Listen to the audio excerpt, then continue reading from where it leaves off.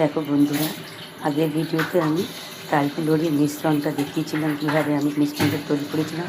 এখন আমি তালকুলরিগুলো ভাজছি এক এক করে।